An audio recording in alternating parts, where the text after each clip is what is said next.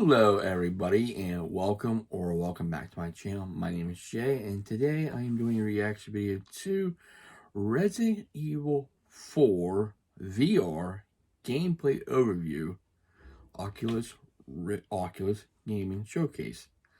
So this one is Resident Evil 4 Oculus Rift. Let's check this out. I hope they make one for PlayStation. So let's see. Here we go. The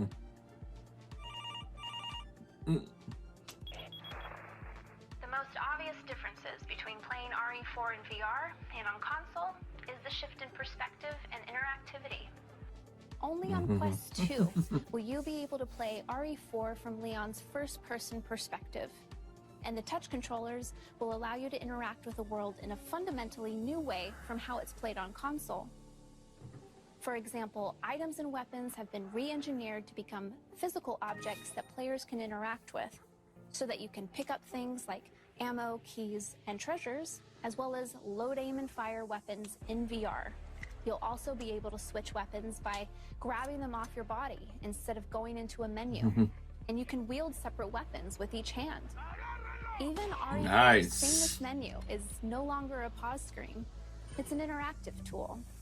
A ton of effort has gone into making weapon interactions smooth, satisfying, and responsive, including two-handed weapons like shotguns and rifles. I like this one. Let's talk about the movement system now. We didn't want the shift from third to first person to change the fundamental way Leon moves or collides with the world.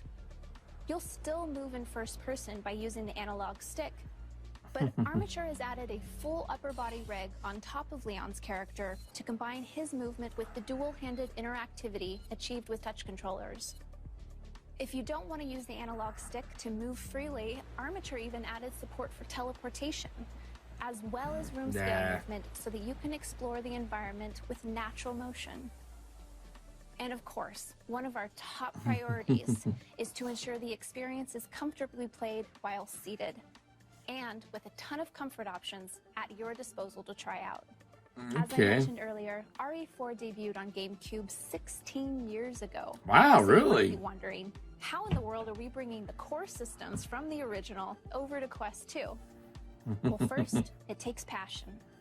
The teams at Oculus Studios, Armature, and Capcom are all longtime fans of the game who are accepting only the best results.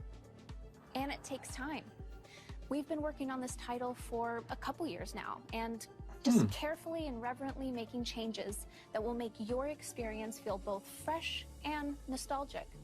Technically speaking, Armature is using core systems from the original RE4 to drive gameplay. Wow, look at that. But they've remastered art. Over 4,500 textures have either been repainted or up-resed. World geometry has been adjusted to work in stereoscopic 3D. And enemy behaviors and attacks have been balanced around the player's new perspective to increase mobility in VR. They've also improved support for running the game at a higher frame rate than the original 30 frames per second, and fixed many bugs that the 60 FPS versions of the game had. Now, while Armature has adjusted a number of things for VR, some things just haven't needed to change. Character animations have been faithfully converted to Unreal Engine 4 and remain untouched from the original source material. And all cutscenes will be presented in their original format. If you're a fan of the survival horror genre like me, you've likely played, or tried to play, a lot of scary games in VR. Now, RE4 isn't known for being the scariest in the Resident Evil franchise, but it is scarier and more suspenseful in VR thanks to spatial audio and immersive interactivity. Armature has manipulated aspects of the original RE4 audio data and have used it instead as 3D spatial sound. So when you hear noises like crows, voices, and creaks, you're going to want to turn your head to see if there's a threat. They've also made sure that audio telegraphs from enemies to indicate which direction they're attacking from. So where on console you might have heard a Ganado approaching and rather calmly press buttons to reload and prepare a takedown, In VR, you're checking your ammo, you're scrambling to load a mag.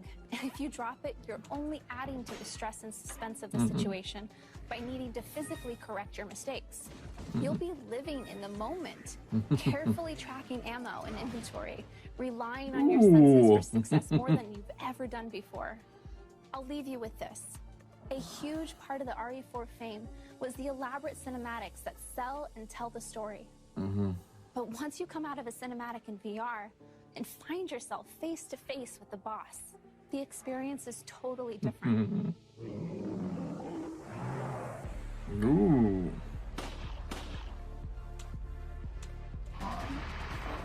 Ooh. I could talk for a lot longer about this game, but we've got to move on because there is more to share today.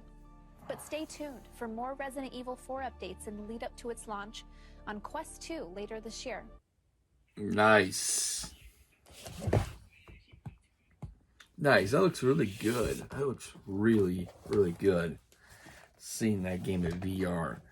I hope they make one for PlayStation VR. I can see it right there too. So that looks really good. I like going back and seeing they put a classic Resident Evil game in VR. That looks really good. I look forward. So hopefully later on down there they made one for PlayStation VR. So I don't like the one movement you need to kind of move forward once. I don't know about like the actual movement of the game, but it looks really good, especially in VR. If I'll just say this, if you play Resident Evil 7 in the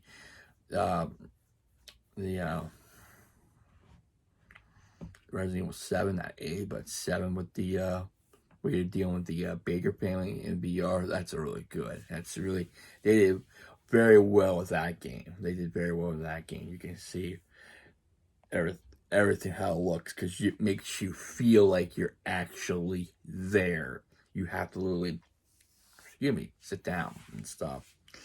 So, anyway, if you like my reaction, please leave a like, comment, and also please subscribe to my channel. I really appreciate it. I thank all my subscribers for subscribing, liking, commenting, sharing, and viewing. Without you, I won't be doing these. So, thank you, everybody. Hope you have a safe and wonderful Friday, and I'll see you next time. Take care, stay safe, stay humble, and be a blessing.